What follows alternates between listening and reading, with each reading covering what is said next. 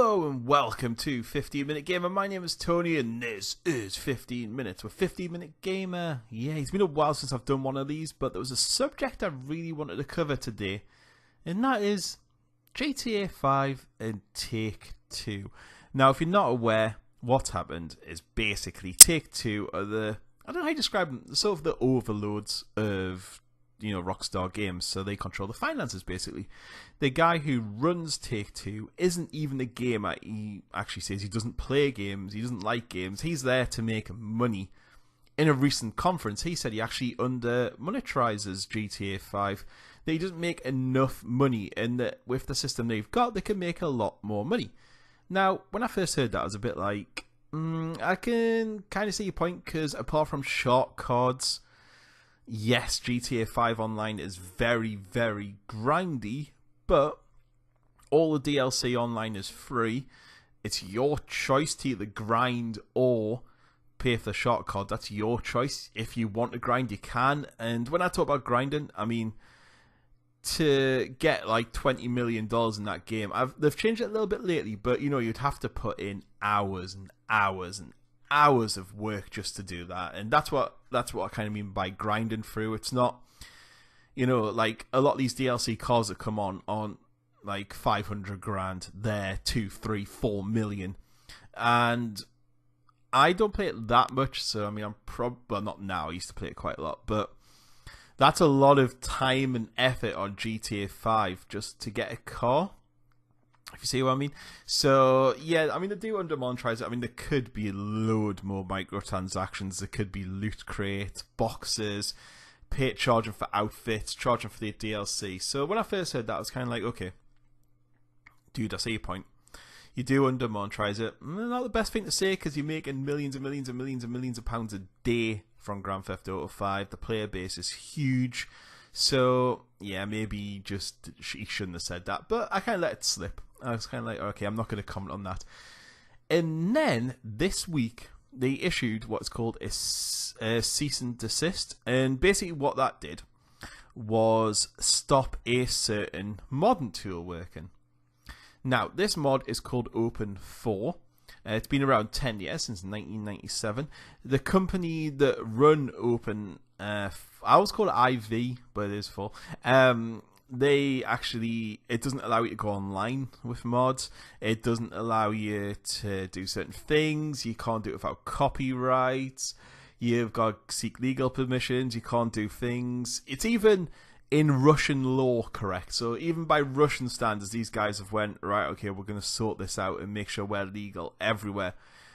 Rockstar have shown these mods off on their website.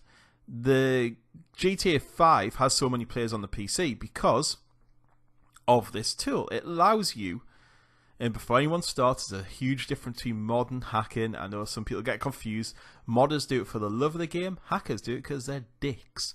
But what basically allows you to do is mod certain things into the game. Say LSPDFR, which is a police mod, the one I play, it allows me to put in British police cars or different kinds of American cars or different uniforms or different sirens. It tailors my single player gameplay experience, bear in mind this does not affect anyone else apart from me, to how I like it. If I want a mod in like the Titanic, I did that in one of my videos. I actually put the Titanic in there. I've put in different kinds of aeroplanes. I've put in Ford Focus RSs. I've put in different police cars.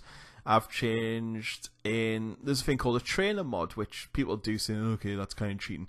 But it allows you to turn things on. So if you want to go in GTA 5 and just mess the hell around, give yourself all the weapons, give yourself God mode, that's your choice. You're not affecting anyone else by doing that. You're not going online to do it.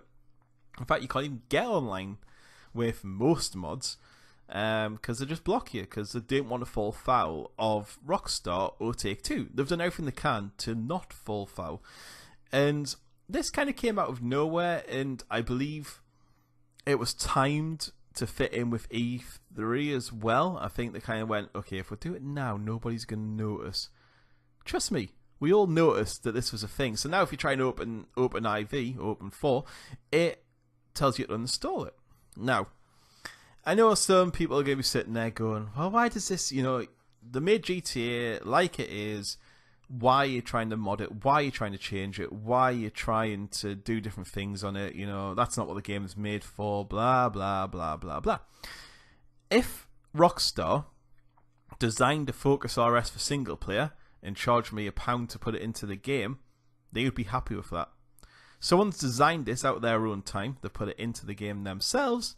Suddenly, for some reason, after 10 years, Take-Two are having issues with this.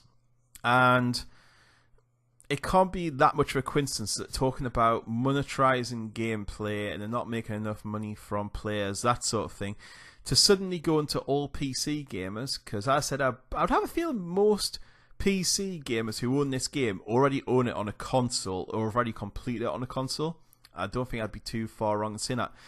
I bought it for the PC to mess around with. I didn't buy it. I didn't drop £39.99. Again, I've already owned it on the Xbox 360 and the PlayStation 4, and I still own it on the PlayStation 4.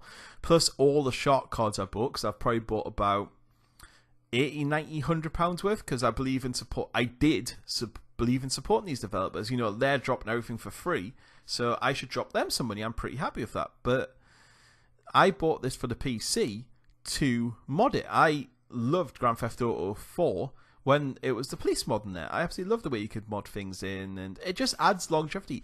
GTA 5 would have now been bought for the PC. I've never ever touched the online mode. I've never ever played the single player mode. I done the first mission to get the game started and then installed that mod for the police. And that's what I did. That's what I bought GTA 5 for, and I have a feeling a lot of other people did.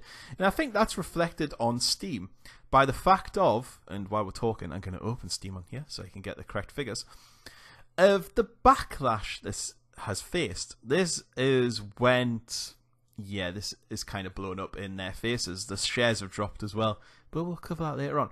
So basically, they've issued this cease and desist to Open4 and said, sorry, you can no longer mod the game.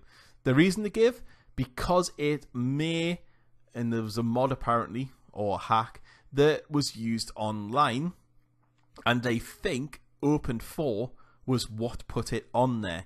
So instead of Take-Two and Rockstar going up to Open4 and going, hey dudes, you know, we've had a bit of problems with online mods getting through the system. Do you mind if you correct that mistake? No, they just went, tell you what, let's cease and desist. You can't mod our game anymore. And the cynic in me kind of says, no, they've done that for the money. GTA 5 online on PC is full of hackers. Absolutely full of hackers.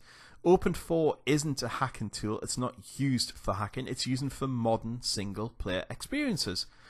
So, the only reason you would take that down is either because you're really stupid and you don't realise the backlash from the community this is going to give, or you're trying to force everyone to play a boring vanilla-style gameplay and then having to drop the money onto the online mode. There's a lot of things online that you can't use or buy or anything in single player. There's trainers, they're called, that allow you to play these things on single player. Again, you can kind of argue, well, you haven't paid for that, so should you be using it on single player? What happens if you have dropped the money on multiplayer? You know, I own some things in multiplayer that I can't use in single player.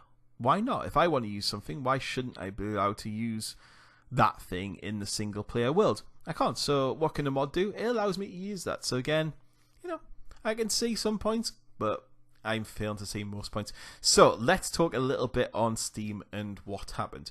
So for those who don't know, Steam is a PC service that basically allows you to buy games. You buy them digitally. They're pretty cheap a lot of the time, so you know, you'll get sales on quite often. You'll get discounts most weekends. Each week there's about 200 or 300 games go on sale. It's a big service. I own 524 games on Steam. That's how many games I own. I love Steam. It updates games for you. It allows you to mod things. And when I'm talking about mods, like there's a mod for a game called Sins of the Solar Empire that allows you to play as Star Trek. I mean, how cool is that? I would never have bought that game if I could mod Star Trek into it. And here we go again. I would never have bought Grand Theft Auto 5 if I couldn't mod it. There's a lot of games on PC I wouldn't have bought if it wasn't because of workshop content or the ability to mod to how I want to play. Because the core gameplay experience of a lot of these games I've either played on a console or the subject matter doesn't really interest me, so I change the subject matter to interest me, or, you know, I'll see someone playing a mod on something and be like, oh my god, that's quite incredible. And in fact, two of the biggest games on Steam, which is Dota 2 and CS, you know, Counter-Strike, are both mods. They were designed by modders. So, you know, two of the biggest games on there from modders. Valve actively take on modders. It's been a PC staple, and now Take-Two have come along and went, well, yeah, we're not gonna allow that anymore. So yeah, so Steam, there's no point whinging about this a lot of time. They're not gonna listen. You know, I could record this podcast. They're not going to hear it. I don't think they'll hear most things. I could write an article. Probably not going to hear it. I could go to Twitter. They're not going to respond. However, where the players have went to is Steam. On Steam, what you can do is rate a game. So you can come on, you can put a review on and give it a thumbs up or thumbs down. So, as of last week, Grand Theft Auto had around about 150,000 reviews of very positive, which is above a certain threshold. I think it's around about 85 and 90%. So we're talking about a very positive game. Everyone who reviewed it, all them 150 odd thousand, loved the game, really enjoyed it. Now, they've dropped this news, and in 2 days, around about 20,000 negative reviews have went up on Steam. So this game is now dropped from about an 85 to 90 to a 72% average. It went from very positive to a mostly positive outcome overall. If you look at the recent is the bit you see first. So when you look at reviews, recent basically covers if there's been big updates and stuff, because your game may have been rubbish but updated to being good. So that's why they have two separate ones. The recent one is currently overwhelmingly negative. There's been 26,592 reviews in the last 30 days. Only 18% are positive. All the rest are negative. So when Take-Two or Rockstar or whoever looks at their Steam page now, they're going to see an overwhelmingly negative review. Anyone going online to buy this game, I mean, I don't know who wouldn't have bought this game now. It's pretty old. It's been on Steam since 24... In fact, 2 years it's been on Steam now. You know, like, they're going to see it as an overwhelmingly negative. Maybe not pick it up. Share prices have dropped in Take-Two since this announcement as well. Gamers don't like this.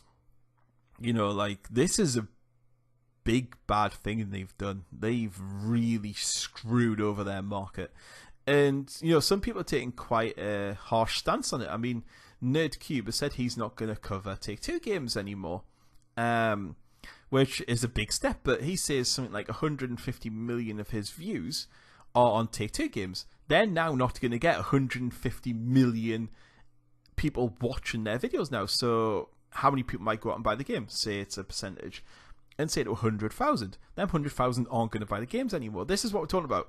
This is the way you affect them. You've hit them where it hurts, in the marketplace, in coverage. I came home yesterday from working away and uninstalled GTA 5. I've put over 70 hours in that game, which isn't much. But bearing in mind, I've already completed it on the PlayStation 4, the Xbox 360, and I play online on the PlayStation 5. I'm about level 80 on there, so that's a lot of hours on there as well. So look at how much I came in straight away uninstalled, so I would never be playing that game again. And it kind of puts me off. I think it's depressing. So yeah, that's what I want to talk about today. It's all that sort of stuff. I think it's terrible. I think it's awful news for PC. I hope nobody else tries this shit. I think if you take mods away from the PC market, you'll pretty much lose all PC business, and it could be bad for PC gaming. I think it's a terrible move by Take-Two. Rockstar have released a statement saying basically, oh, it's not us, Take-Two, blame them. but they blamed the fact that the online element was getting done over. But we'll not know. I don't know who's telling the truth, where it's coming from, or whatever.